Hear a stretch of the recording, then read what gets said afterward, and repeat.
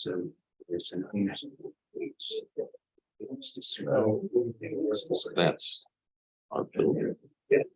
that's so you get nobody's.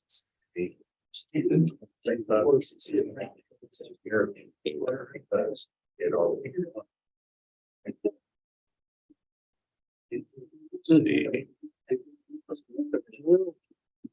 When your time is up, your time is up. Oh, yeah. It's a night time to bag with a motorcycle. Wasn't my time. What? Good evening, everyone. I'll call this meeting of the regular work session of the Montoursville Area School District Board of Directors to order on this Tuesday, May 23rd. The time is 7:03 p.m. I invite all present to rise and join me in the pledge to the flag.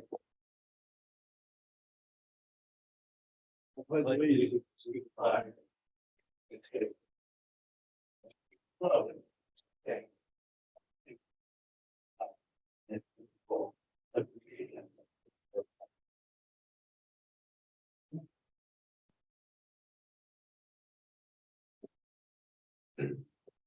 For the board, a little housekeeping here to begin with. Item P6 on the agenda, with your consent, administration would like you to move that and put it in the June meeting. So with your consent, we'll remove P6 from the agenda tonight. And with that, we'll move on now to the presentation tonight. Just a quick, we have the track coach sent me an email here, wanted to make sure everyone was aware that we have a good contingent moving on to Shippensburg for the state track championships this Saturday, I believe, Memorial Day weekend. It was Quinn Winslow, Mason Winslow, Josiah Scon, Sean Fry, Emma Klein, Kendall Sims, Andrew Truman, and Ethan Warner. So they will all be representing the Warriors in Shippensburg at the state track meet. I know baseball won tonight, 1-0. They will be they'll be playing for District 4 Championship Saturday at 3 at Bowman Field. Yep. So very successful. Is that for a district title as well, or is it just? Yeah, they had a pretty. They're top. There, look at that, that's a turnaround right there. Yep. Yeah, it's a good, Closing the year really well. good story for our girls. So, Mr. Kimmel, could I ask, what's the reasoning P6 is being moved to June? Administration. just want to have further communications with the bargaining unit if that affects. Okay. With that, now move on to the public comment section of the meeting. Residents and taxpayers can comment on matters that concern official action from the board or any matters of deliberation before the board. Each member of the public will be provided one unpaused 3-minute time frame. Approach the mic, let us know who you are and where you live. Rick Hauser, Wilson and property.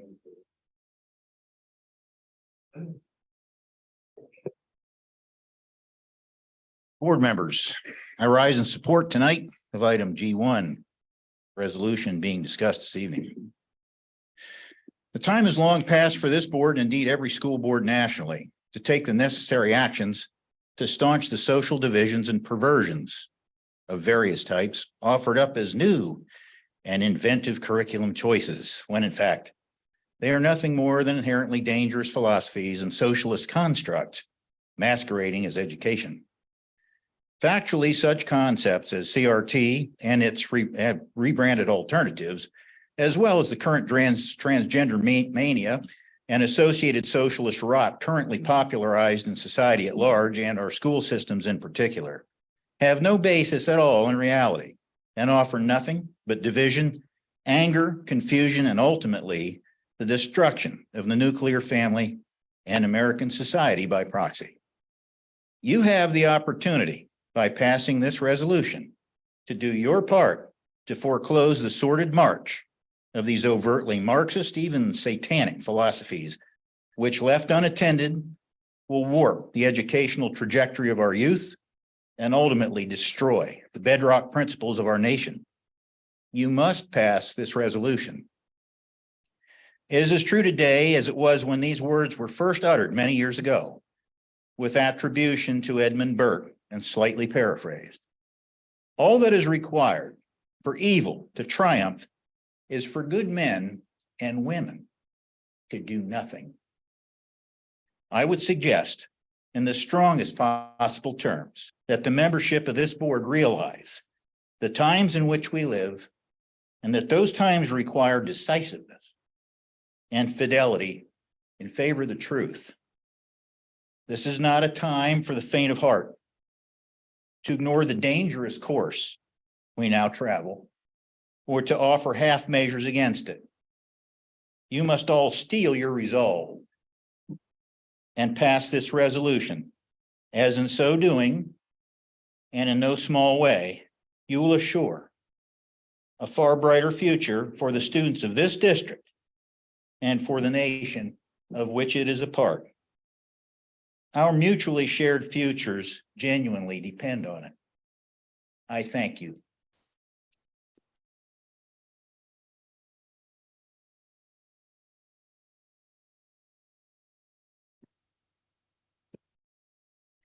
I'm Gina McCloy, 608 Arch Street.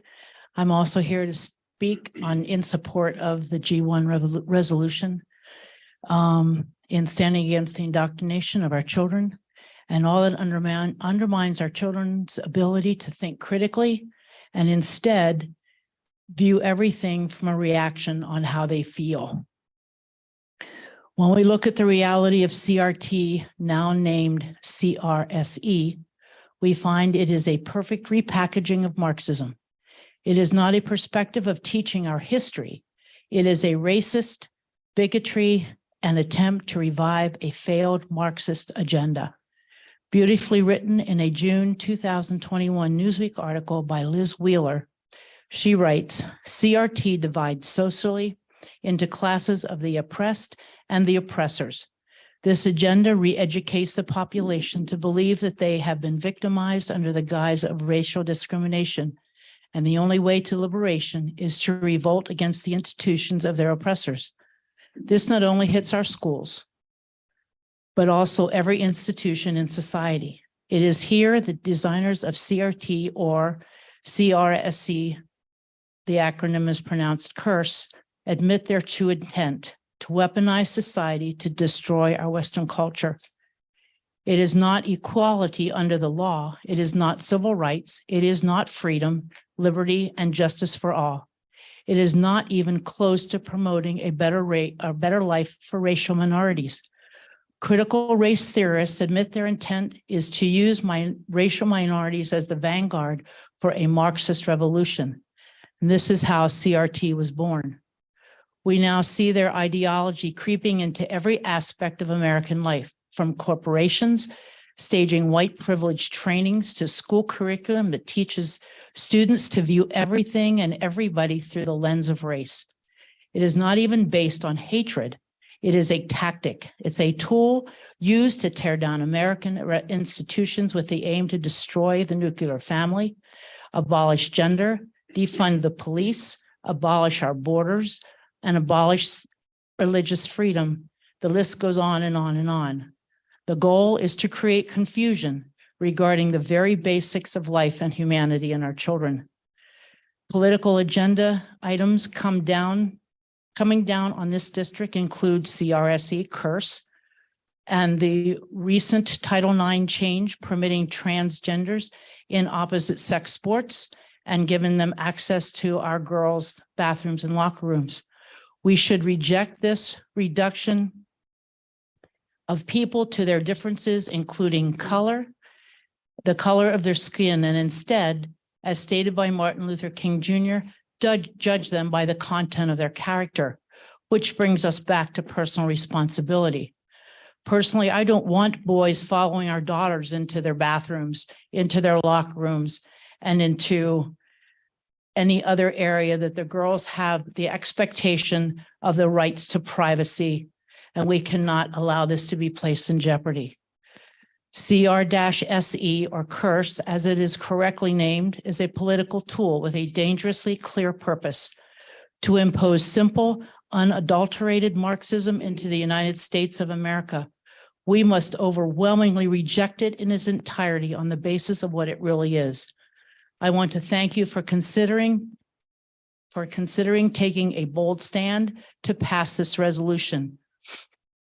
You are sending a clear message to the PA Department of Education that their actions are improper, and also to the parents of this district that you are taking a stance against the woke indoctrination that they do not want their children taught.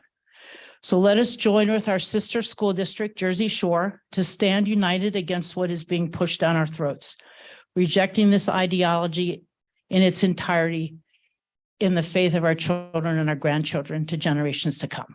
Thank you very much.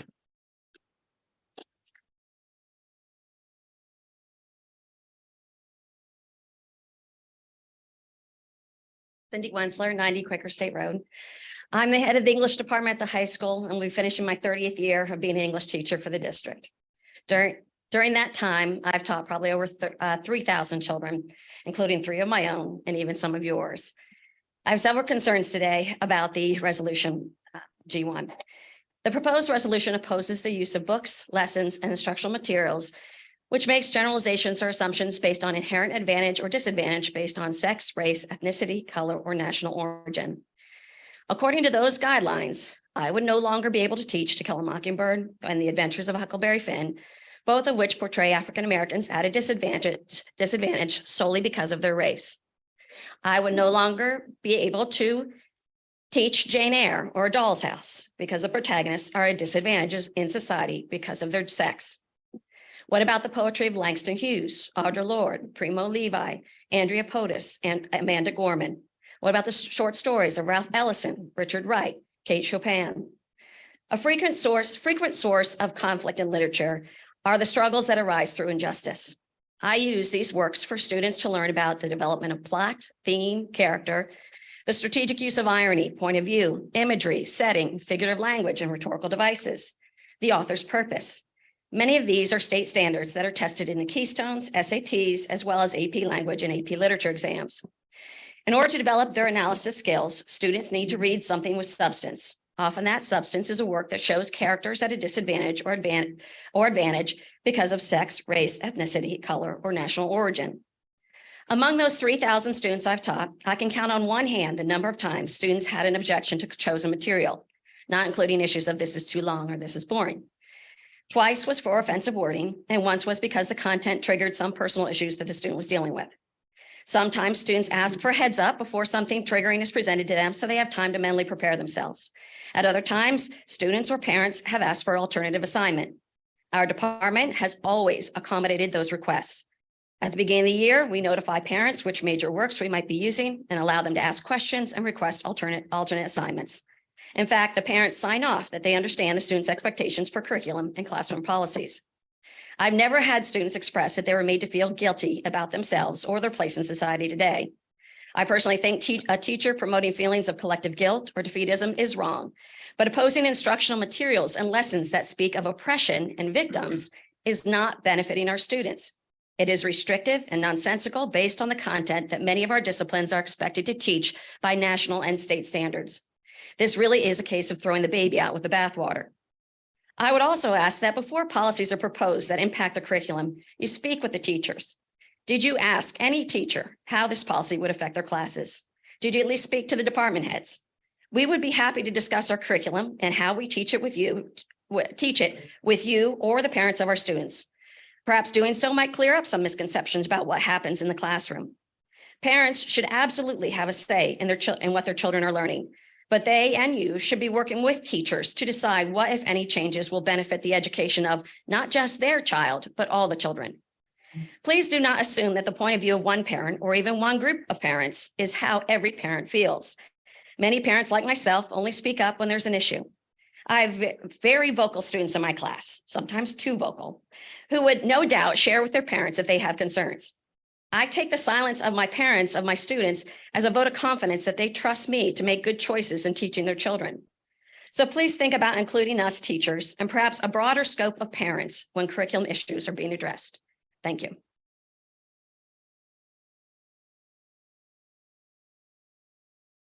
Ray Altabrando, 416. I brought the slides for Michael Kraft's application, and there was a non-vote in August 2021 because of restricted. I just printed out the movie. So I am transgender. I am non-gender conforming. I am a demi-femme, so a disabled single mother. And there. And I'm a passionate anti-racist. I'm not here to talk to you about any of that today because I'm not asking you to put any of it in the curriculum. I don't believe that any of it's in the curriculum. CRT indoctrination in public schools does not exist. What does exist and what is a problem is fear mongering from extremists. And there's a manufactured outrage, part of a nationally coordinated partisan movement.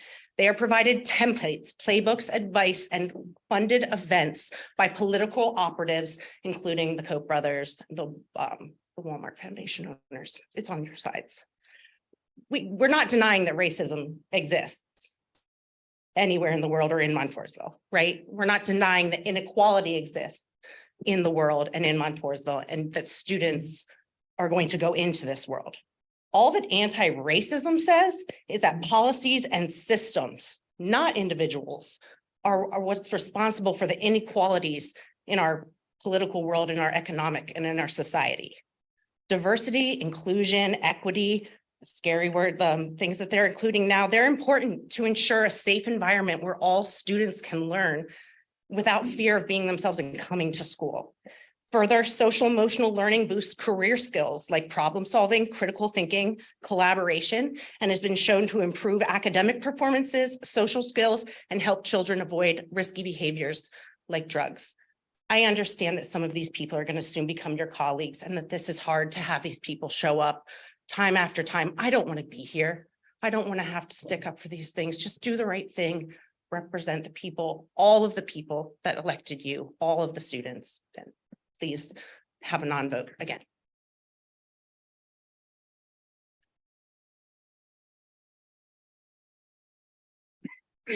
Good evening, Corey Flick, 315 Cypress Street. So the goal of almost everyone in this room, I'm going to assume, is likely similar. We want to guarantee equality of opportunity for everyone. However, as a society, we are not there yet. CRT and similar approaches highlight the ongoing inequality of opportunity still present today. Bans on CRT, which deny the truth about our nation's history, are simply attacks on free speech. Nothing could be more unpatriotic. CRT does not say all white people as individuals are inherently racist. However, it highlights how laws, policies, and institutions created predominantly by white people still possess racial bias. For example, for every $1 a white man earns, for the same work, white women make 79 cents on that dollar. Black men, 71 cents. Black women, 63 cents. And Hispanic women, 58 cents. This one is rather near and dear to me personally. I've spent the last 8 years inside state prisons working, and I see it every day.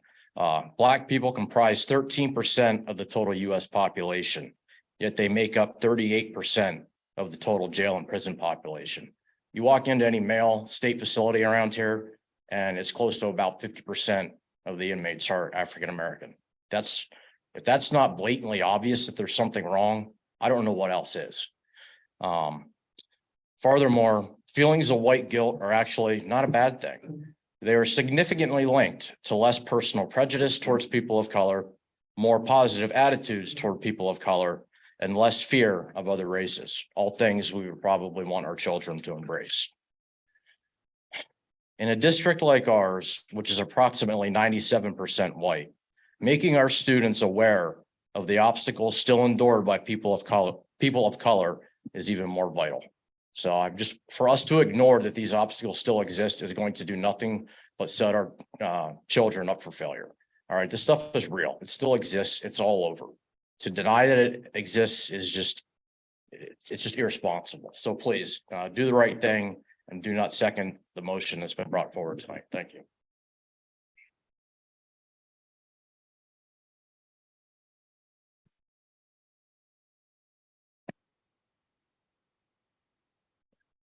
Good evening. My name is Brad Eisenhower. I reside at 50 Storm Lane, Elder Township, Lycoming County.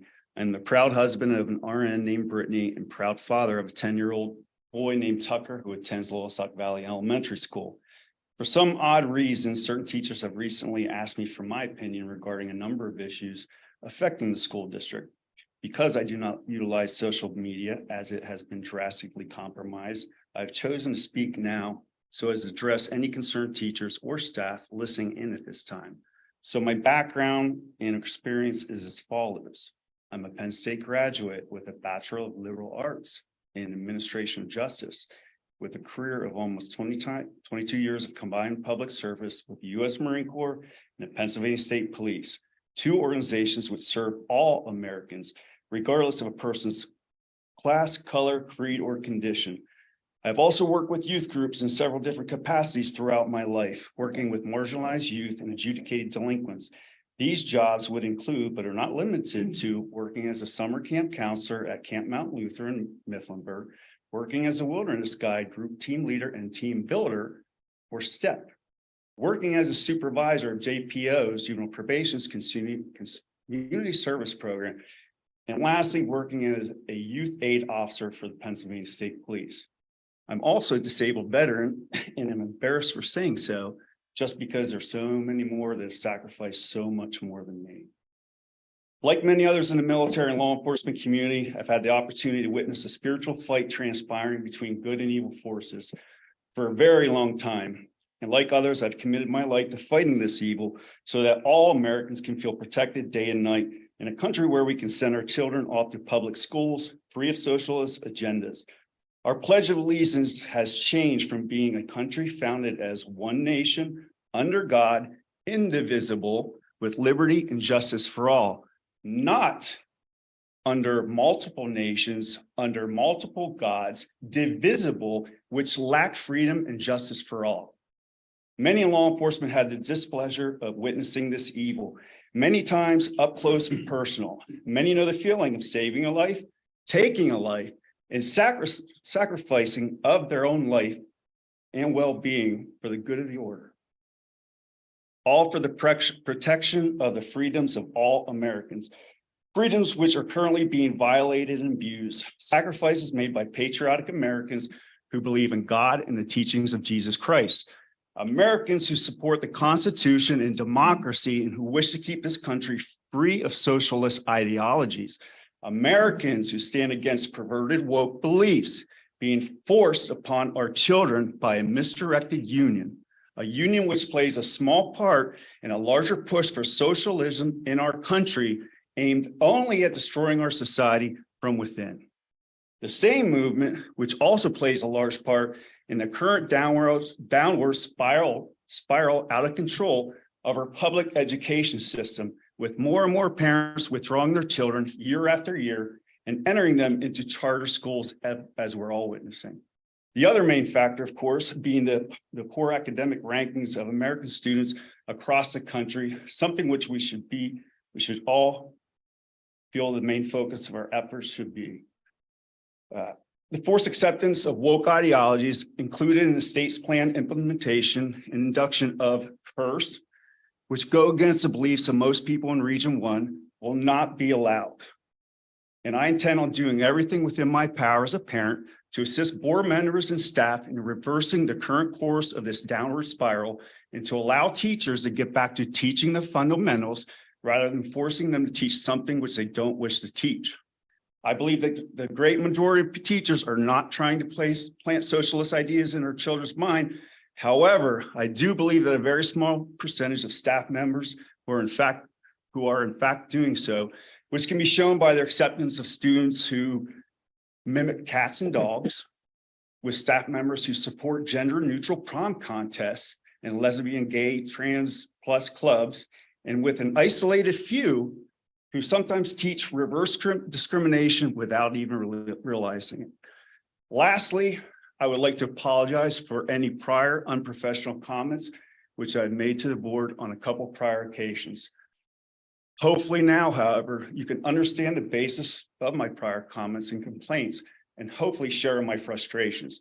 I look forward to constructively working together as a team in the very near future. Thank you for your time.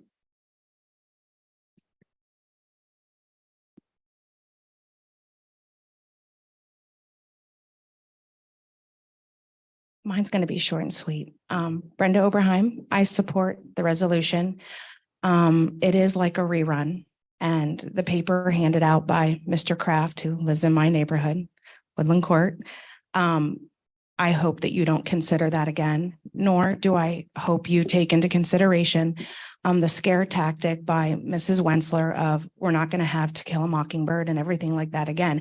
I guess I have an opportunity to, rebut what happened before and again, what was said today. So please don't succumb to those scare tactics, because that's not the case. No one wants to remove books that have been historically read in our classrooms here in Montoursville. That is not the case. And we can definitely approve the ones that have been in there that are approvable, but we should still have the resolution, and we still can have the resolution without doing things like that. Thank you.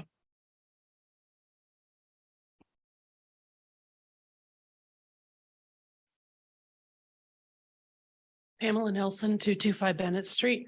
I didn't really come with anything prepared. I think these three people spoke eloquently, and I just want to say I support what they said. The part of the resolution that I was looking at says that concerns me is poses use of curriculum, textbooks, lessons, instructional materials, and other teachings based solely upon critical race theory and similar concepts which make generalizations or assumptions of inherent advantages or disadvantages based upon sex, race, ethnicity, color, or national origin in public schools. And that's and similar concepts of, that you could ban anything with that statement. Seriously. So I don't know, where you're going with that. And critical race theory is not actually taught in the schools. It's a very elevated concept that's taught, and discussed in universities. But as far as banning, again, what they can read, I definitely have a concern about that. The teachers have always done a very good job of saying, these are the things that are going to be discussed in our class this year. Here's our curriculum, yada, yada, yada. Please let me know if you have any questions. I've never had an issue with any of my kids during any of their years with it not being communicated. But banning what they can discuss.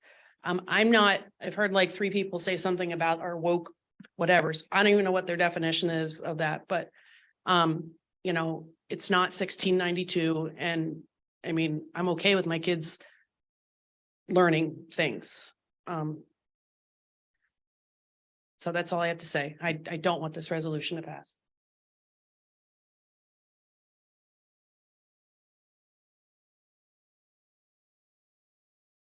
Brittany McLaughlin. I live on Slacks Run Road in Trout Run. There are 501 school districts in Pennsylvania. The information that's taught in the schools in Pennsylvania comes from the Department of Education. The academic standards were provided to me when I pulled my children out of your public school system in 2021. I've extensively read them, and I know the disadvantages that the information that's being shared in the schools is creating nationwide. I know that it's in your libraries. I provided lists of books that I think are questionable to the school board. My children are still not in the public schools. They're still young and will need educated for many more years. I think it is timely of us before our next academic school year, and now that there is going to be a new school board, that we should look at exactly what is in here on the websites provided to all school districts in the state to understand that they are teaching what I would refer to as anti-patriotism.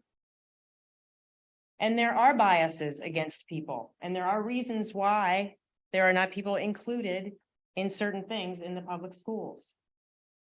I only have 3 minutes. But there are books that you find at Target that sell to my son, who is 12, about how to be a young anti-racist. I'm open to reading this with anybody who would like to sit with me and talk about it. believe that we can be united. I will continue to try for the good of all children in our state because there are very disadvantaged districts. Montoursville is not one of them. I appreciate my children had some great experiences for a couple of years. We likely won't come back to your district. We will school our children. And I would like to see how maybe we could start something that other people could model after here, since this is where right now I live. Thank you.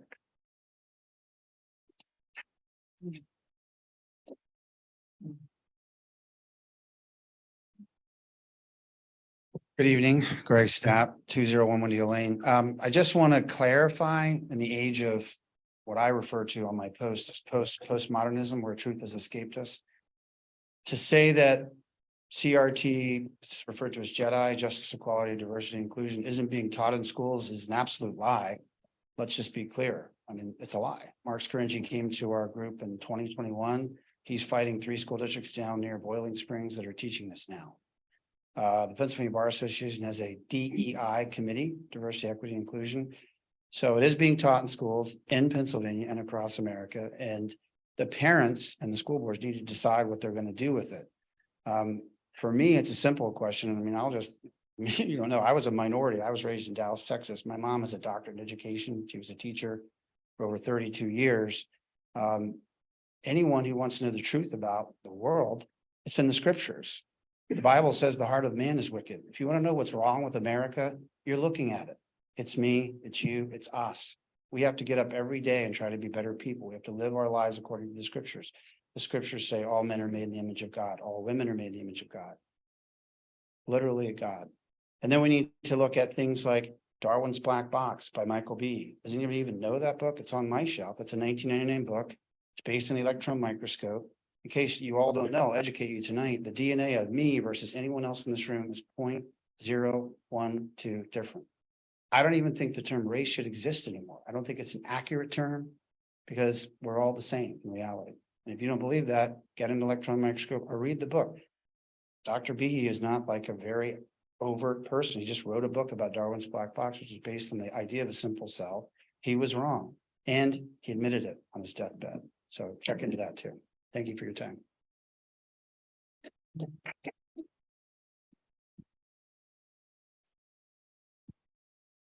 If there's no one else in the room here that would like to speak, we'll move now to the internet, and any of those folks out there looking in via video, if you would raise your hand, I'll click on that hand and let you speak to us.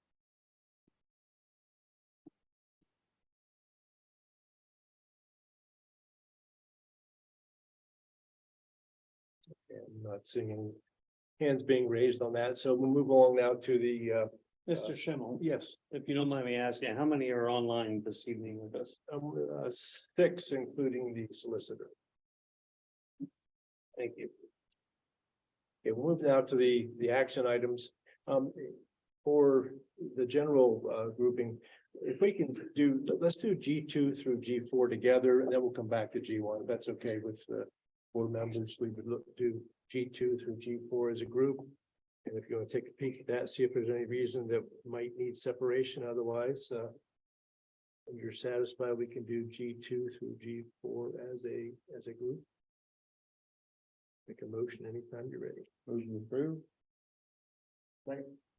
Any questions on any of those items? Yeah,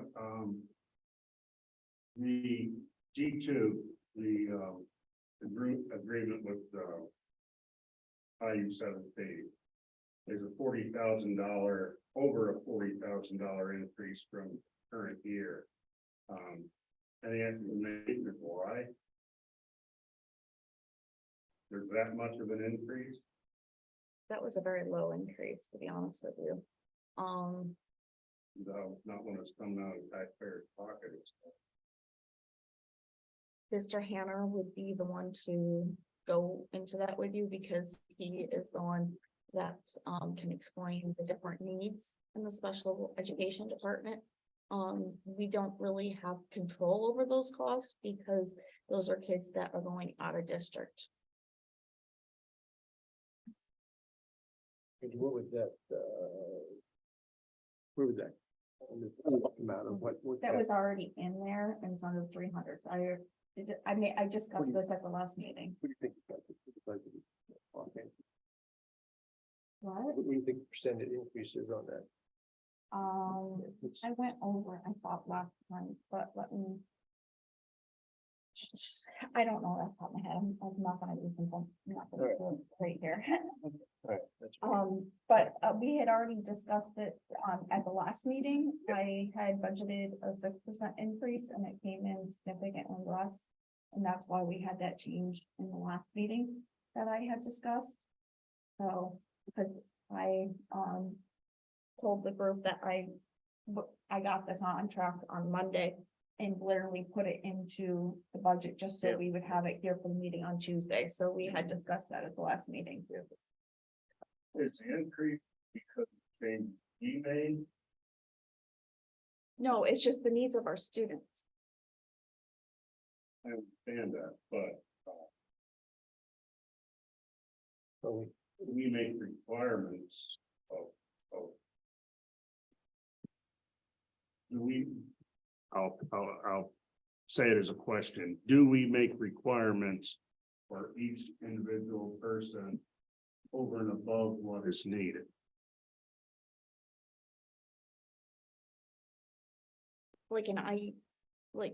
I'm not following what you're asking. I'm asking, do we Give me an example, maybe that'll help. make it a requirement that a special needs person, say, this special need person, we want a little extra done for this special needs person, or is it, which raises the cost because IU 17 has to do more, or is it like a boilerplate? It's an IEP, it's an individualized education Okay, plan, right, and it's based on that child's need. And it's determined by a team of people. It's the parents, us, Mr. Hanner. So it's not. so it's nothing that's going above and beyond No, what they if- need. If they need an aid, that doesn't mean we're doing a one-on-one. With any, Okay, that's an example, it don't make sense.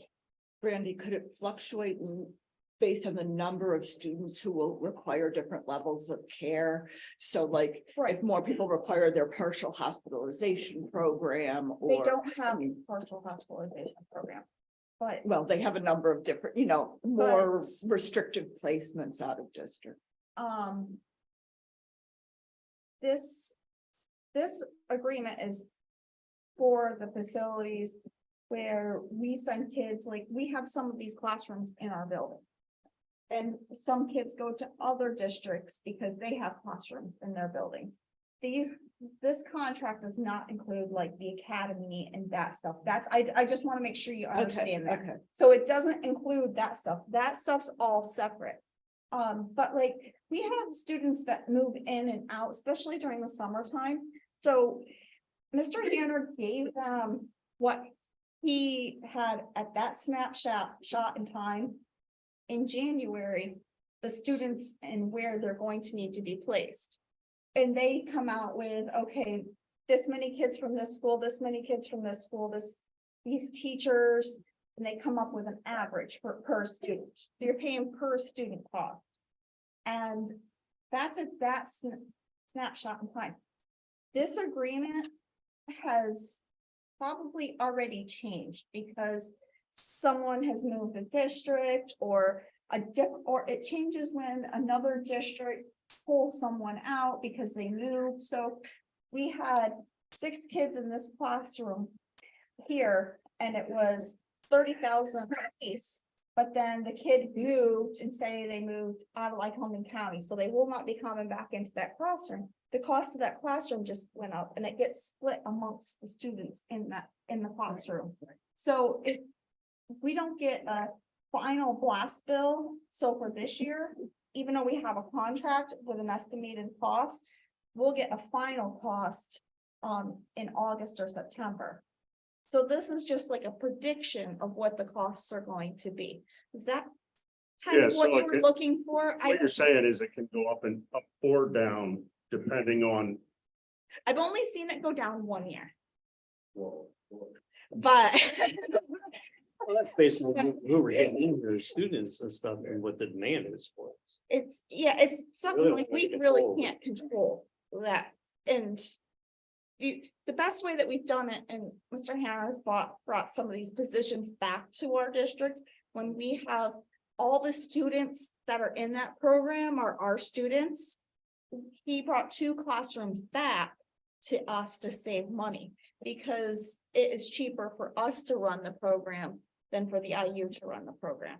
So we have been doing that, and we brought the special ed director position back. We brought the school psychologist position back to save some money on the contracts. You know, we've been doing that stuff slowly over.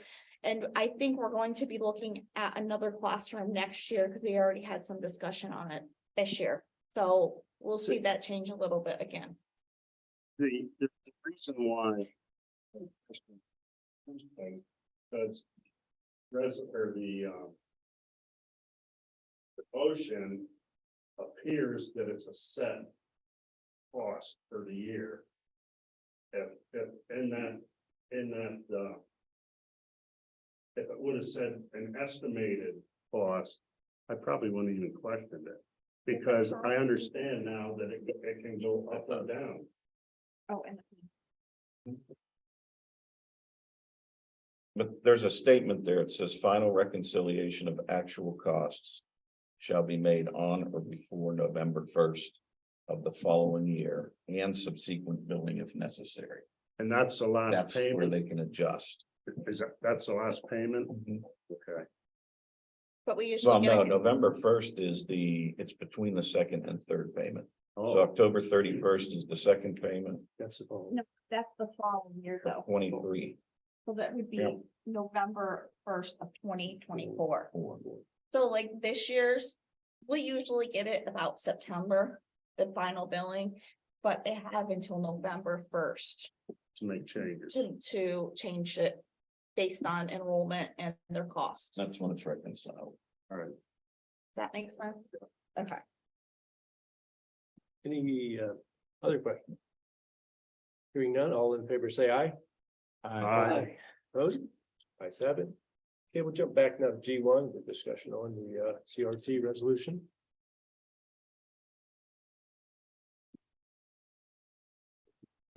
Well, if nobody else is gonna speak up, I guess I'll speak up. I'd like to see this resolution pass, and it's not because I think that CRT is in our curriculum, because there's no way that I believe that.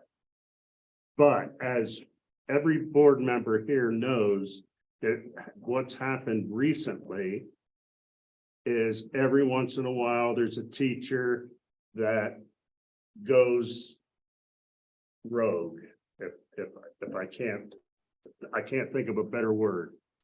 And whether intentionally or not intentionally, it happens, and it has happened recently. This resolution would be helpful to the administration should they have to discipline a teacher because of them teaching something that's not in the curriculum. And without going into too much detail, we all know what happened with a book that was being seniors in a class were being told to read. That was borderline pornography. We all know if parents have contacted you, which they have me, a parent contacted me not too long ago and said that their student came home and the teacher in their class told them they should be ashamed of being white for what past generations have done to the African-American people. That is a form of CRT. The administration needs the tools, and I have to say that the administration, when they find out, does a good job of stopping it. A very good job. Problem is, they shouldn't have to stop it. It should never start. And to say that this resolution is going to stop you from teaching books that you've taught about all your career is absolutely wrong. And I think if you thought about it, you'd know it, because teaching history is what teachers do, but you don't teach students that you're better than another class of students. And every once in a while, there's a teacher that does that, and this would help protect against that.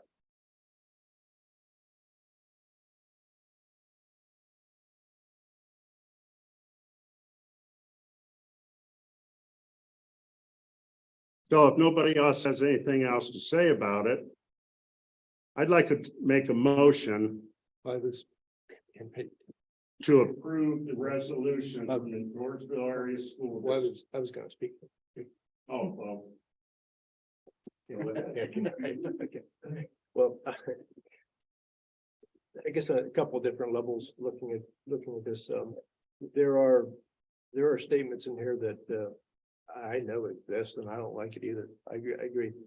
There are things that are done under that umbrella of critical race theory that are just flat out wrong.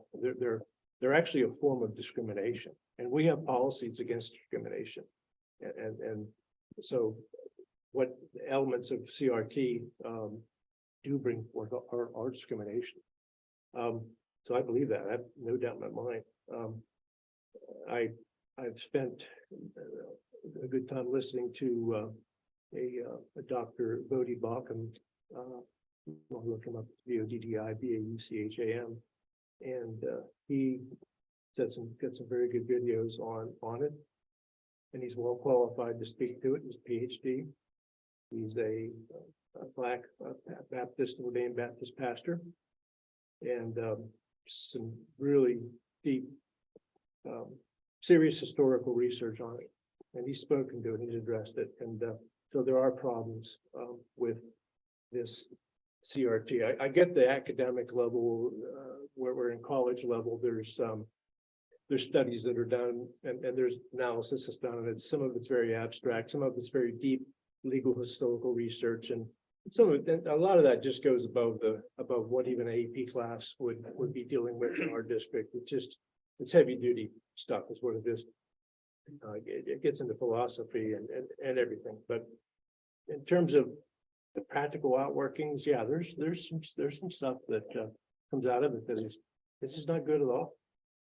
As far as the resolution itself, it's a resolution. To me, it says this is what this board believes or does not believe. So it's a resolution. It's not a policy.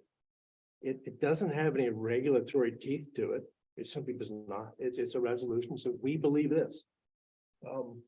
I think by keeping the lines of communication open with administration, by discussing this continuously with administration, they know who we are, they know what we believe, and I know what they believe. And by and large, I know what they believe, and I have full confidence in our administration. By and large, I have full confidence in our staff won't voice some of this ridiculousness on our kids. I look at this as a scenario where is the time ripe? And in America and many districts around the state, it's bad news, and I wouldn't have my kid going there. Montoursville is different, and so for me, it's a matter of is the time ripe? For me, the time's not ripe for this, but future boards are going to have to keep it on close eye on it, because it may creep in. Now, the Department of Ed, who knows what they're going to try to do to us. So vigilance going down the road for future boards is going to be necessary. In terms of some of the things in some of the wording in the resolution, I think there's some ambiguity in there that That, I know what that means to me, but this person over here, what's it mean to them? So if it's a policy, you would clean that all up and you make it very concrete and specific if you're gonna write a policy. And if you wanted to have something with some teeth to it, you would move it to a policy and not just a resolution. So that's why I'm conceptually, I'm for what it's trying to accomplish, without a doubt. But as a written document, I'm not sure I can ride with it because of some of the problems I see with it. So. Well,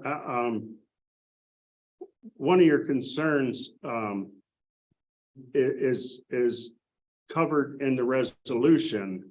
If you look, at the second page, be it further resolved that the Board of School Directors may amend this resolution as it deems necessary and appropriate from time to time. My question is, if anybody on this board thinks that it's not happening in our schools, then why are you afraid to pass a resolution? Well, because of the wording of it, Ron. There's ambiguity. Yeah, There's similar. It can be, it can be changed. Why don't we fix it first? Well, here's the thing. Dave, I gave a month. I gave a month. On the, on a school board meeting to vote on it. Mhm. I gave a month for the administration, for you, Dave, any changes that you suggested to make changes on this We resolution. can't make- And I didn't hear from anybody. You wouldn't, because we're not supposed to be doing that in a closed session. It'd be a sunset law violation by send you emails? Send you emails? Yeah, it would be. If to send you emails saying, I think it should be this, no, that's why I wouldn't engage in that. That's not, I don't believe that's correct according to sunshine law. But as far as the resolution, usually what happens in a parliamentary procedure is if you have something you want passed, you work with people and you fix it and you make it so when you can present it to that body, they'll say, I'm in. I tried working. No. I tried working with the administration. I tried working with you and got nothing. Well, and we're having a public discussion right now. That's right. So we weren't gonna have one off record, because it wouldn't, I don't believe it'd be legal. So, for instance, when you use the words can and may, that's ambiguity. That makes it fuzzy. That makes it so there's lack of clarity. And besides, if we want some teeth to this, it should be a policy, and you're in a policy committee. Why don't you work on a policy?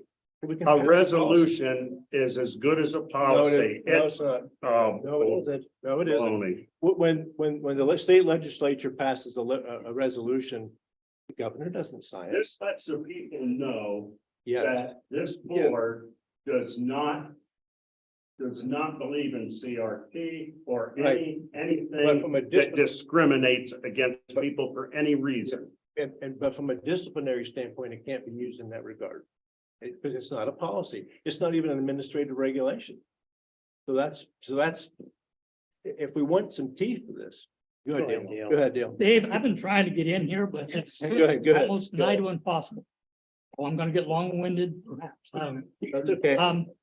My understanding, I'm just gonna say, but I'm probably on a very simple level. But CRT to me is a racist theory. We have a policy, 103, that deals with racism. If this policy were to be proposed in a classroom as, the given way that our society needs to go, there would be disciplinary action that the administration would be able to take off of that. My concern is, how are we going to educate our kids about this? Teachers are going to have to be able to address this theory the same way they address and teach about Marxism, communism in the classroom. And I would put this on the same scale as those. But if we don't take the opportunity while we have our children here within our community and prepare them for what they're going to see when they get outside this community, we're doing them a disservice. My fear is if you do this resolution, then when a teacher in a classroom tries to, again, present this as part of the educational program, there's going to be controversy. And they're going to point to this resolution, which I have to agree with Dave, it's not policy, it's just a simple statement. Now, if somebody wants to know how I feel about CRT, I just told you. I hate it. It is, as far as I'm concerned, a Marxist theory. It has no bearing in our culture. But somehow, and I'm thinking more at that senior high level, there has to be dialogue. There has to be part of a curriculum that when you're talking about all the negatives that are part of theories that other societies function under, why they don't stand up against the principles that our nation was founded under. I haven't researched, I don't go into our social study classes and look at or listen to. My kids are all through, so I'm not getting feedback, on a weekly basis like some parents do. But I do know if I was concerned as a parent, there's a board policy that lets me go one-on-one with that teacher, and the teacher needs to explain their curriculum. And if there was something wrong, then as a parent, I would have the opportunity to go to the administration and talk about that problem. Resolutions, I'm sorry, but for the most part, I think they're a piece of crap. It's policy that you have to deal with. And as a board member, that's what I have to deal with. It's policy. You can write, fancy words down and say, yeah, this is what we believe as a board. But if it's not part of policy, then I don't believe the administration really has the authority they need to deal with it. Pardon? We have a policy on discrimination. Have you read it? 103.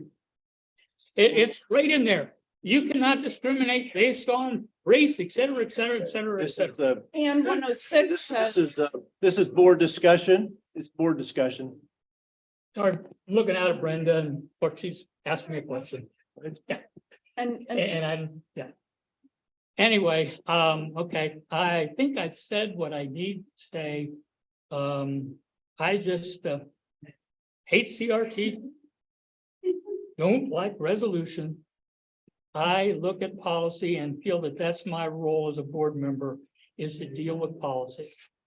And if the policy needs to be adjusted to also include CRT in there, but I'm telling you, the policy is written such that it covers any of this, use my French, crap that's there in the CRT. Then why do we have teachers that are putting it into their classroom every once in a while? Ron, that teachers are individuals, and I'll have to admit, I'm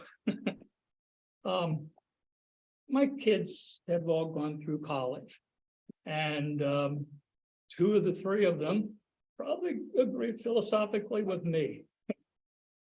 The 3rd one, who's a teacher, boy, we are at different ends of the spectrum.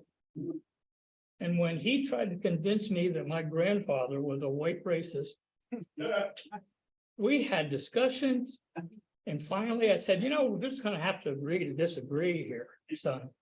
And we left it at that. And that's the way that it should be. But I worry about my grandkids now that are getting out into this big world. And granted, it is not at every college, every institution, but you watch the news on TV and man, you think it's just all over the place. And I do know it's there. And I really believe that our role here in the Maternal School District is to provide our kids with information So they understand what the CRT is about. They understand what's the controversy about it out there in the world. So when they no longer are in this nice, safe little environment of Mattersville, Pennsylvania, they have a response, or they just aren't going to be quite as taken off guard when suddenly they find themselves in the minority in a classroom. And that teacher is really advocating that, you know, if you're white, it's inherent. Well, I'm sorry. My dad taught me, I taught my kids, but we don't judge people by the color. It's the content of their character. And that's, well, I'm really getting on my soapbox here. But that, again, is the problem. I see it with our culture and with our school system, is the principles that our nation was founded upon.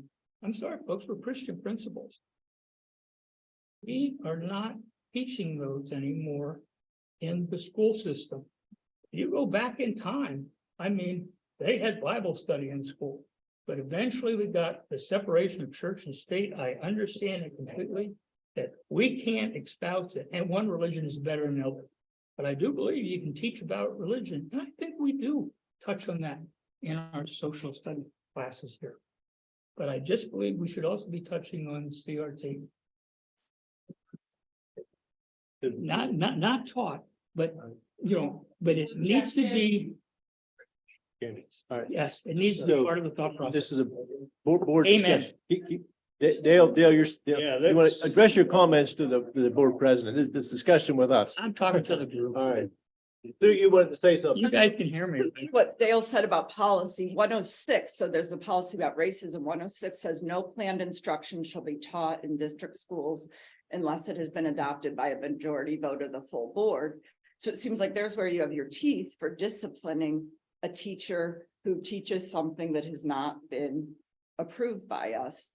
And I'm even fine with the first sentence of one of the last paragraphs. If you put the period after opposes use of curriculum textbooks based solely upon critical race theory, the concern I have is the word similar concepts is too vague and ambiguous. And it's that would need to be pounded out in specifics, because that could mean 50 different things to 50 different teachers and parents. And Susan, sorry to interrupt. No, that's but fine. The reason why that's in there is because they keep changing what critical race theory is and giving it a different name. So you can't just say we oppose critical race CRT, because every day they're given it a different name.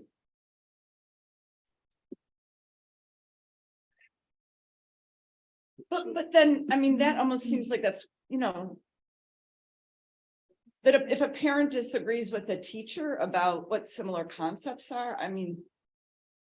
Well, if a parent disagrees with the teacher on what similar contexts are, then that parent should have the right to speak up, because it's their child. It's not that teacher's child. Right.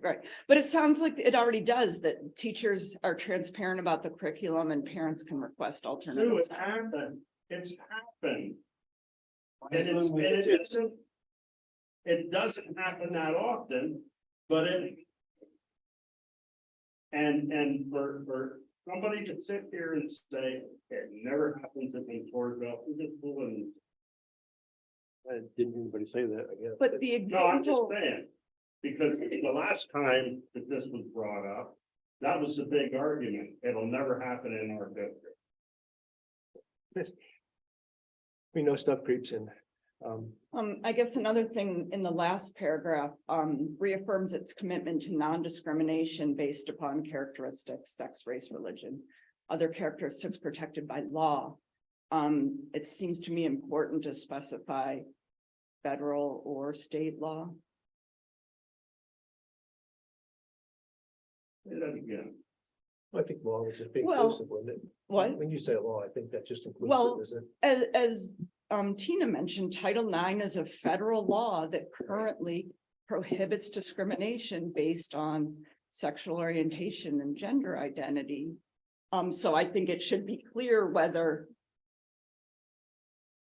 you know, and Pennsylvania doesn't have a law prohibiting discrimination based on those things. So I think it needs to be clearer about who's included in the commitment to non-discrimination.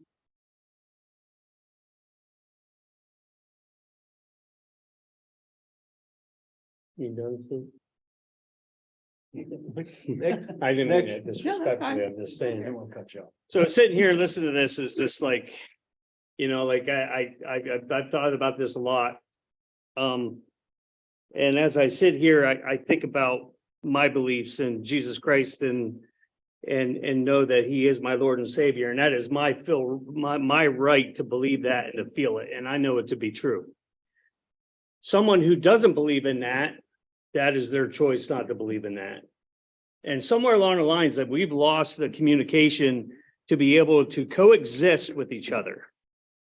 And it drives me nuts to sit on the other side of this table and listen to this, because you know what? It's up to us as individuals and what we do with our children and how we raise them as how they're going to turn out and they're going to be in society.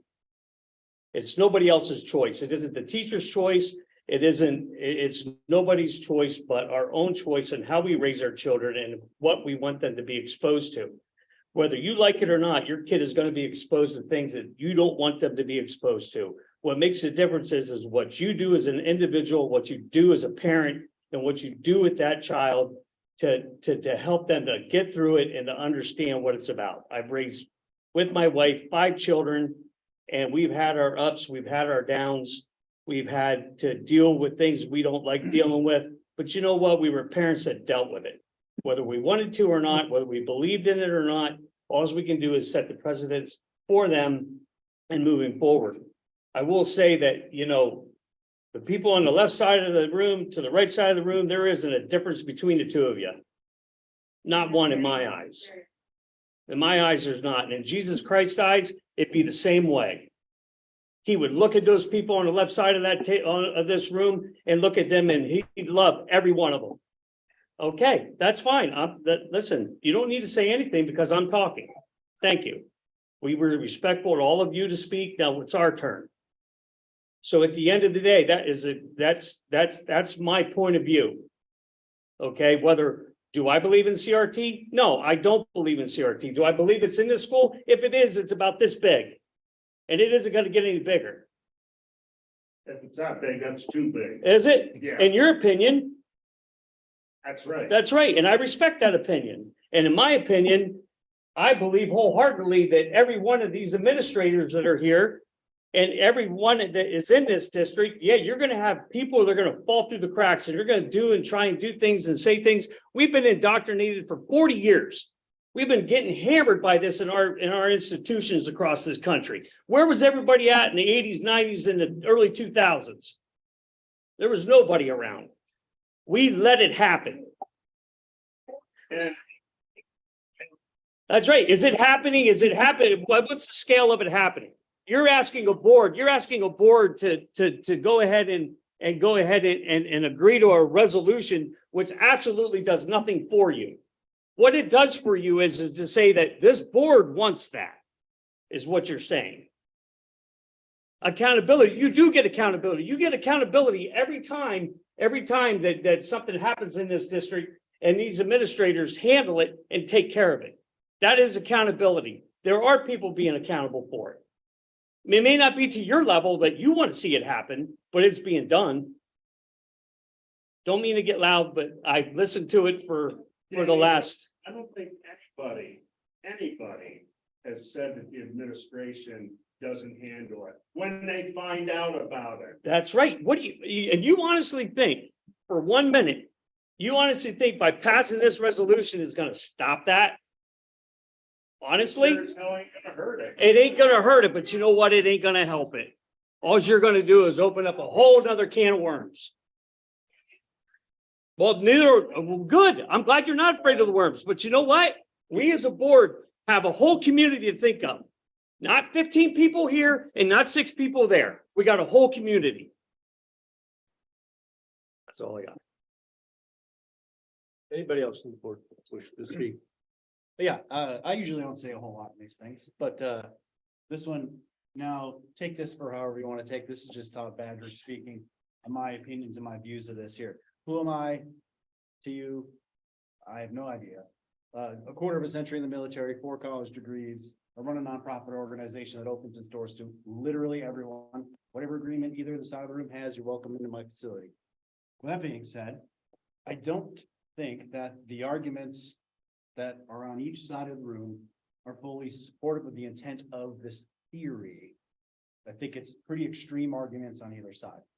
I'll probably catch heat for that, but that is what it is. But my opinion on it is that it was developed to be taught in law schools and universities, and I personally think that's where it should stay. Not that I don't think our children should learn it. I absolutely don't think I absolutely think children should learn it. I'm just not sure it's at the K-12 level. They've got enough on their plates as it is that we don't need to be putting more on their plates at this point. I fully trust the administration here. Yes, they are reactionary, and they're gonna be reactionary regardless if we have a resolution or if we add to the policy, which I think we should do. We should add to the policy. I don't think we need a resolution. It's going to be reactionary because, as he said, everyone are individualized. They have their own approaches at teaching and dealing with individuals, whether it's, a child or a parent or a coworker or administration or us here on the board. Cindy, thank you for your email that you sent earlier today. It was very educational from a teacher's perspective, and I'm glad that I got that. That's the kind of thing that we need. We be talking about this, not yelling back and forth across the room at each other about it. It's absurd. So anyways, my final thought, wrapping it up. I do think we should have something. I just don't think this resolution does it. We do have policies in place, then let's take another look at those policies and just tighten them up a little bit. Neat. Such from the call. Joe, you game? Well, I'm just gonna say, sitting here watching this whole discussion, I think we have a room full of people that if you ask them what CRT actually is, you're gonna get a whole bunch of different definitions. You're gonna get a whole bunch of definitions, and if you're not gonna get the same definition from the people in this room, how are you gonna expect our staff to understand what this really means? Now, I am not for anybody purposely trying to make somebody else feel bad in any way, shape, or form. Unless, of course, they deserve it. That's up to, somebody else to decide. I am wholeheartedly for teaching history as it happened. And if somebody feels bad about that for something they didn't do, that's on them.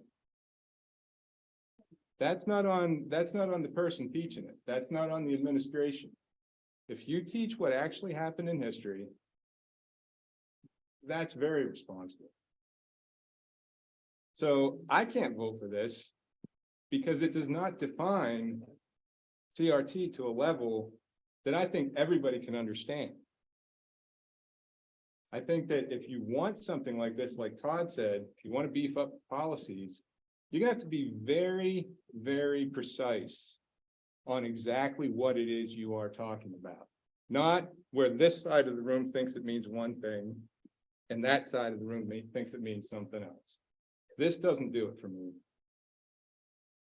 Well, and there's even an interesting question about, I'm assuming, hoping that critical race theory is not in any PA or Keystone or AP standards, but where's the line between teaching critical race theory, teaching the theory, and I guess kind of like what Dale said of if a student asks a teacher, what's the CRT that everyone's talking about?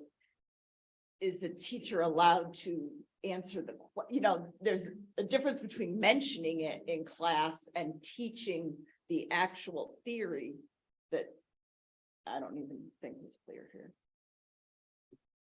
And I'm sure some people would say it shouldn't be mentioned at all. Some people, like you, Dale, would say, if a kid asks what's going on with this, it's to the kid's advantage to at least have a 3-sentence explanation. It's this theory, blah, blah, blah, It's becoming a part of our history, our culture now, but I think it's something that our students need to have exposure to, so they have a well-rounded understanding of. So the policy would just have to be, like you said, extremely clear about teaching the tenets of critical race theory versus. Look, everybody here at one time or another in their school careers was in a history class or social studies class where history was being taught.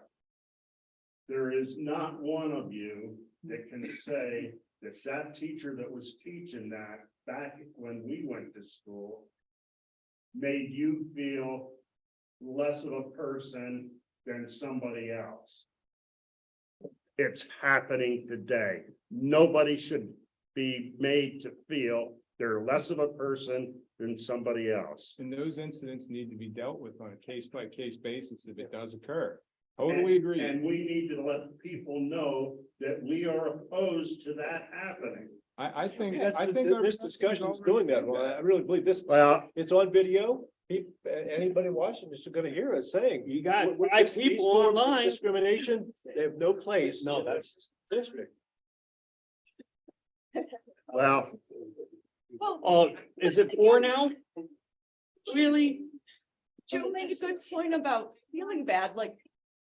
As a woman, my daughters need to learn that there was discrimination against women. I mean, someone with a disability needs to learn that prior to 1970, so I guess. I'm not sure what feel bad means. that's fine. That's history. Okay. But you should, as a woman, should not be made to feel bad because Joe LaCrone thinks that he's one better than you. And When where, I watch Civil War, History Channel, those kind of things, and you look what happened. You're like, that's horrible. But as a white person, 250 years later, it was not my fault. I cannot be made responsible for what happened back then. It was horrible what happened. That's right. And you can't change it.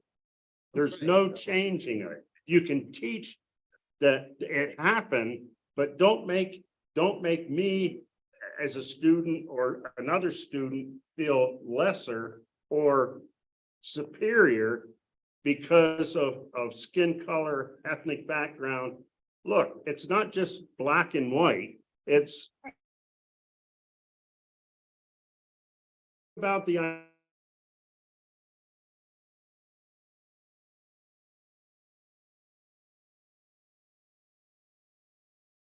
discriminated against. Check into the Irish. They were really discriminated against. But do you hear anybody? Do you hear those ethnicity groups starting to form a group or study to make everybody feel bad? Oh, no, I agree with you that no one should be instructed that they should feel bad. So if my children came home and they had a question for me or my wife or my mother or my father, the answers that we would give them is what we would already have instilled in them for one, and it would last and maybe be a crutch to them for maybe an hour tops, and they'd be over it. So with that being said, I think the society today doesn't have a backbone to deal with situational problems. And I think the main issue to that is because of the phones we carry around with us, has a lot to do with that. But, at the end of the day, education isn't just in these school districts. It's abroad in this whole country. And it starts with us as individuals. And as long as we want to take our heads and beat them against that wall and say, I'm right and you're wrong, you're not going to get any kind of gain out of that. All you're going to do is create more and more division. Gentleman spoke about 38%. Well, at the end of the day, 38%, I'm not going to sit here and say that you're right or wrong, but I will tell you that from my standpoint and my point of view on it is, it's called education. and dealing with these people, with us as a society and giving them a cause or a reason to wanna be better and to progress and be part of society. And I just feel like, you know, the ones that are hurting us the most are the ones that are in charge of this country. And I stand behind that and truly believe it. We're not trying to help people, we're trying to hurt them. And that's exactly how I interpreted this since 2021. And not a word was ever spoken to CRT from 1980 to 2000.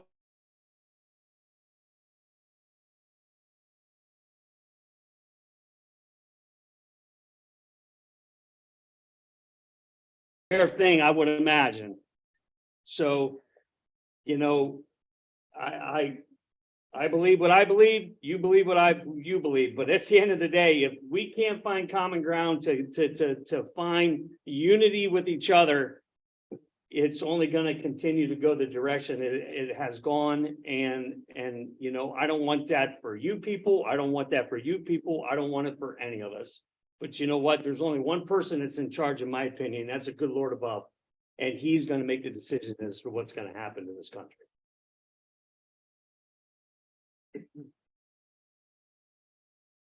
If there's no other comments, I would like to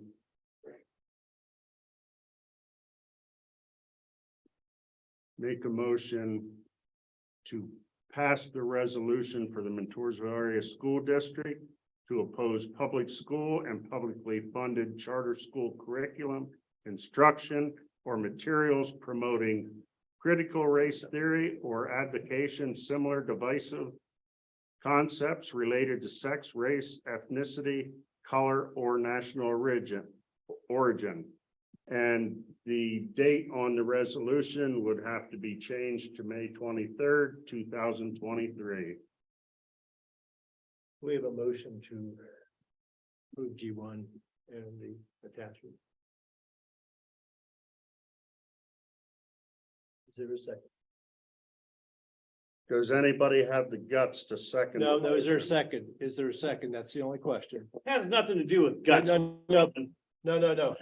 Oh, the motion, is there a second? I have not heard a second. I'll declare that the motion has died for lack of a second. We'll move on down to the personnel section of P1 through P5. We'll do P1 by itself. We have a retirement from Brian Batkowski, from the elementary position, 30 and a half years service. So a motion to approve P1. Move to approve. Second. And we wish Brian the best. He's been outstanding for this district and wish him all the best in retirement. So I would just like to say something. Mr. B, as my daughter said, that's what he instructs his students to call him because some of them couldn't pronounce his name. I just want to say that my daughter had him years ago and she loved every minute of him in his classroom. Yeah, I'll follow up on that. I went to school with Brian. We grew up together playing baseball and his dad was our coach and man, I tell you, I mean, what a great time in life to be alive when we were kids like that. And, you know, I remember Brian, when we got out of high school and after we won states, and he went on and pitched a little bit and out in Division I in Alabama and left there. And we were working together up at PDC Spas and I was freshly out of high school and he was returning from that college and he was up there for a couple months was it. And then he went back to school and was a teacher here. And looking at that 30 years makes me feel pretty old. So it's well, it's just, you know, my kids had him and, you know, he always had a smile on his face. He always was upbeat. He always was, you know, he was there for the right reasons and, you know, but then again, you take someone like that, you know, I'm sure there was somebody that didn't like him. Right? So, it's part of life, but yeah, kudos to him for a good career and the goofball he was, he utilized it and used it well as a teacher. So congratulations to him. Well said, Danny. Okay, with that, all in favor, say aye. All right, Opposed? Let's have it. And then we have P2 through P5. Move them as a group if you're okay with that. Take a look and see if there's anything you'd like separated though.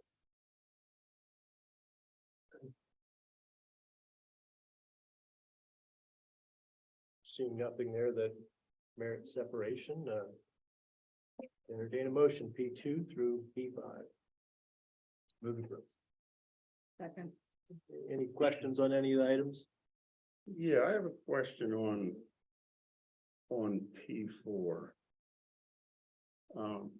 And we got, in your email, you had this says social studies, but yet in your emails, it had psychology. Yeah, psychology and anything psych fall under a social studies certification. Oh, okay. No other questions? All in favor, say aye. Aye. Opposed? Ayes have it. I'd like to point out, Stacy Dangle is here this evening. Sorry, we're not normally this exciting. Picked a good one to come to. But welcome to the district. Congratulations, and we're taking her from Loyal Sox. So.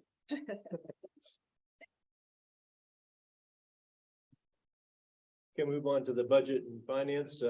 We have BF1 approval of the general fund budget in the amount of $33,510,052 for the fiscal year 2023-2024, including that salary and work schedule. And that attachment's online. And I would note that there is this general fund budget does not have a millage increase. So entertain a motion to approve that. Move to approve.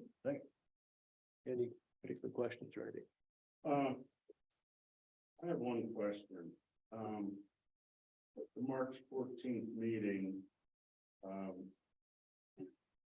I asked for discussion on, since we've been told that our armed security has a great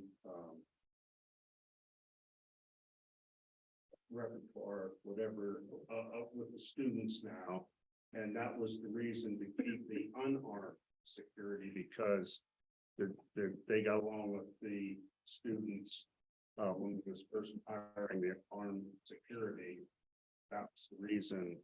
And Mr. Schimble, you said we was going to have a discussion as part of the budget conversation and about possibly doing away with unarmed security for a savings because of having the. Yeah, that's something we can have an executive session afterwards on that. I think it's something we want to keep tight because it's security related. Okay, so let's plan for a few minutes afterwards to get an explanation on why that hasn't occurred. No other questions? Roll call this. Roll call. Okay, roll call vote on that budget. Mr. Albert, Yes. Mr. Badger, Yes. Dr. Berry. Yes. Dr. LaCroix, Yes.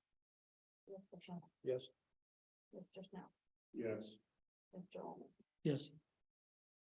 Okay, moving on then to BF2, approval of a transfer from the general fund to the capital reserve fund in the amount of $1.7 million. Is a motion. Move to approve. Any question or Are anything? there too many zeros? Yep, and. Oh, that's 1.7 billion, sorry. You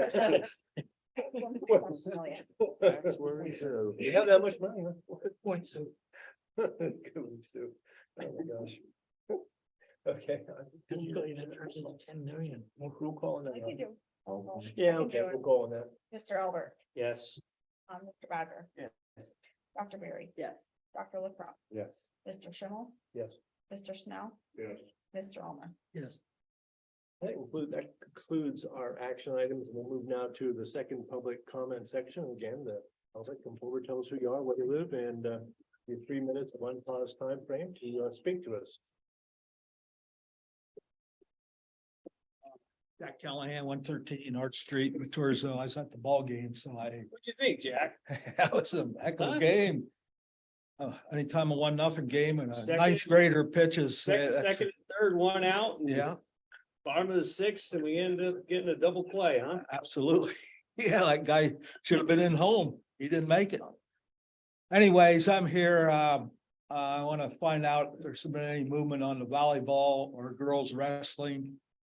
And I'm also here to find out about the track. I talked to a lady that walks.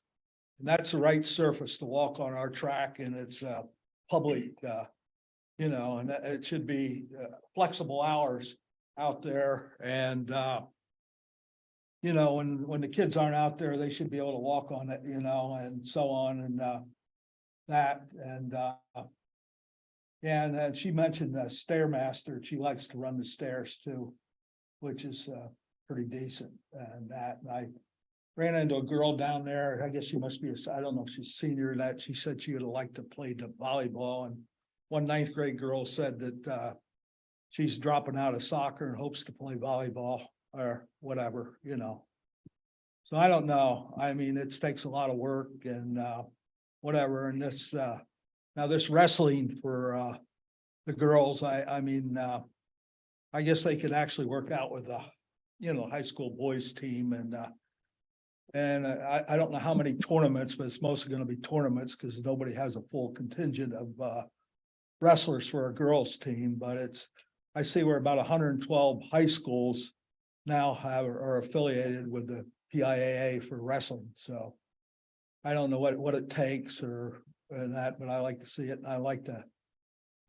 compliment the school for giving them bikes, the kids, so they could use them when the weather's nice over the summer. I think that was a good idea to say, keep your bike or whoever. And I just think it's a good idea instead of, kids like, if there are new kids coming in, they'd probably like a new bike to break it in the way they want to break it in, not one that's been used over and over. So I think it's a good deal that when they said that they let the kids keep the bikes that we're working out on them. So I think it's a good deal. And that, so, and I want to know, is this the last school board meeting or not? Is there meetings in June? I don't know. I didn't hear. Yeah, June, July, August, single Oh, meeting. okay, Second Tuesday, okay, no double meeting then. unless there's a special need to. Okay, so that starts in June. So every June, July, second August. Tuesday in every month, June, July, and August, Right. there's a school board meeting. Yep. Okay, and whatever if I hear anything on any of that stuff I just said, I don't relay it to anybody. It's just by chance that I might run into somebody that has some interest in some of that stuff and, whatever. I'm not out preaching for anything, and, but I think it's all a good idea, and I mean, girls, we used to have, when I was in school, the snowball dance, that was for the senior high, and the snowflake for junior high. And we had the best May Day in the area, the only one, in fact. And we had Miss Rutenham, the biggest fundraiser for the Booster Club. And this all showcases girls. Girls wasn't getting any play up until then. And then they all of a sudden they were getting some play. So that's the way it was. Jack, I'll talk on the volleyball thing. Yeah. I've spoke with the athletic director. We've started conversation traffic. As soon as Mr. J, Mr. T, and myself can get times that line up where we're free, we're gonna put four of us are gonna sit down and have a discussion on both. Okay, fine. Yep. One of the Appreciate it. difficulties with those sports, Jack, is there's so few schools do it.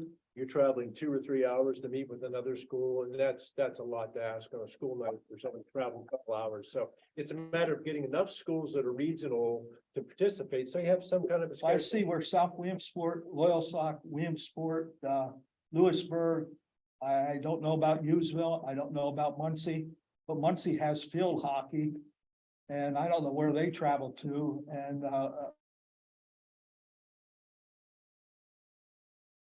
that isn't like any other school. That's like a small college.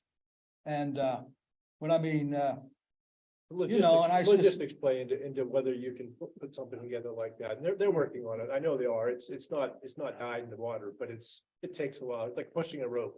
yeah, I mean, these schools seem to be picking it up, like like I said about the wrestling, there's 112 schools involved in that. And I mean, I don't know to what extent, it's just something new. And the PIAA has lots of money. That's why we have to pay, you know, the way they do it. I don't know if they don't trust anybody selling tickets or what, but you have to get it through online and that. So I don't know, but I think I know all those small schools from up north, Yalta and Cononesky Valley and whatever, all them up there have the volleyball and that. I would think Lock Haven has it, and I would think about every school around here has the volleyball. I'm not sure about Muncie and Usville, but I mean, all these other schools have it, so.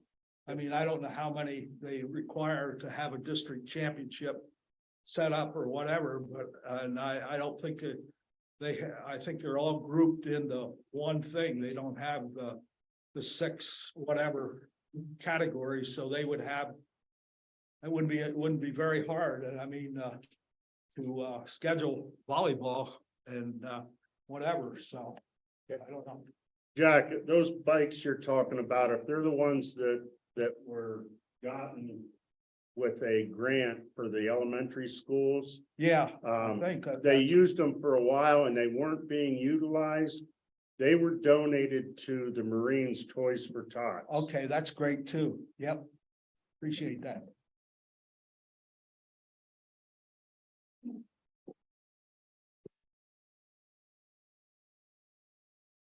Hi. Do I need to say my name again? I don't remember. Sure. Pamela Nelson, 225 Bennett Street. I just wanted to say I'm glad the resolution didn't pass. But as far as the discussions about maybe it needs to be a policy or this or that, again, you have policies for discrimination and whatnot. I mean, you have policies for don't steal. You don't need a nickel and dime it. You don't need this policy that says don't steal potatoes, don't steal chairs, don't steal paper clips. You have a policy that says don't steal. Doesn't mean nobody does it. I mean, rules get broken, but you have policies in place. You don't need a nickel and dime it. So as far as revisiting it, as far as adding the policies and whatever, address the situations when it comes up, and it seems like you already have policies in place. I do have one more comment. I haven't been to a meeting in a long time, but it becomes very hard to hear when I'm in the audience. At times, the rules of decorum have changed a little bit, maybe. I don't know, but I just want to address it. Thank you.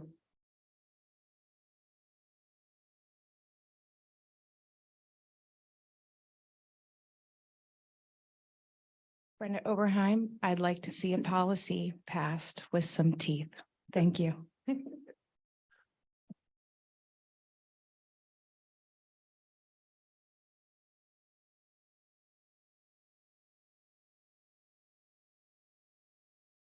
Hi, Paul Rinker, 1102 Chestnut Street.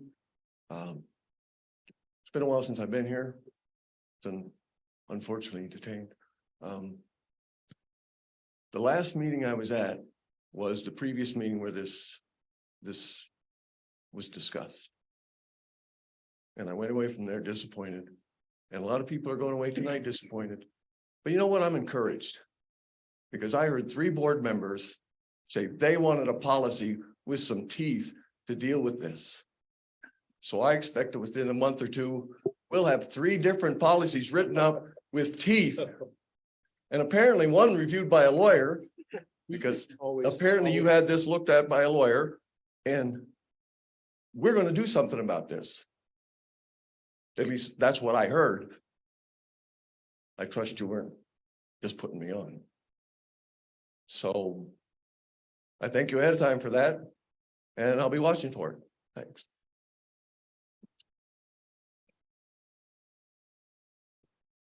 Benny? Here. All right, no one else in the room is rising, so we'll go online, and if anybody online would like to speak, raise your hand and we'll click on it and it should happen. Speak to us.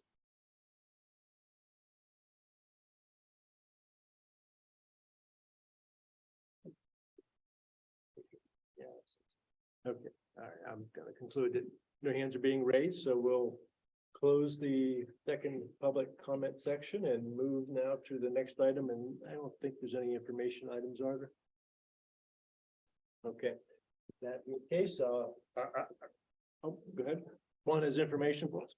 I don't have information. I have a request from Dr. LaCrone, since you're head of the policy committee. I would like you to make a date for the policy committee to meet in a public meeting and discuss changing policy 106 or adding to policy 106. Okay. The policy 106, you say 106, right? Yeah.